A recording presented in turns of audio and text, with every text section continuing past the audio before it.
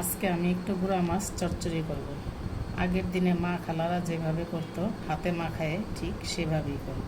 তার জন্য আমি নিয়েছি পেঁয়াজ কুচি, আলু কুচি, ধইনার গুঁড়া, আদা রসুন বাটা, হলুদ গুঁড়া, কাঁচামরিচ, লবণ, সরিষার তেল।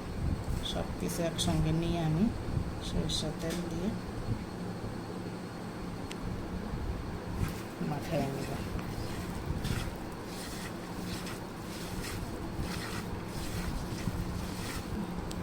মাখানো হয়ে গেছে।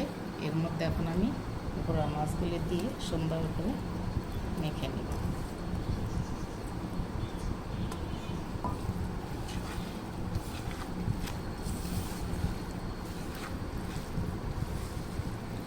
এখন একদম অল্প পানি দেব, শুধু হাতটা ধুয়ে একটু পানি যতটুকু হয়, কারণ অল্প পানিতে দিয়ে গুঁড়া মাছটা চচ্চড়ি করলে মাছটা খেতে ভালো লাগবে।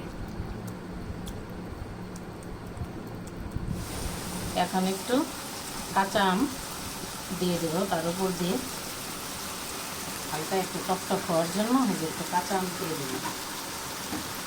কাঁচা আমের সাথে ধনিয়া পাতাটাও দিয়ে দেবো, দিয়ে হালকা একটু ভাপে রেখে নামিয়ে ফেলবো। বাস হয়ে গেল।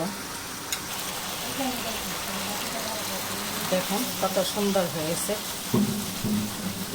হাতে মাখানো সরিষার তেলের কাঁচামরিচের গুঁড়া মাছ চচ্চড়ি, তার সাথে আবার একটু কাঁচা আম। বলুন তো বন্ধুরা কেমন হলো?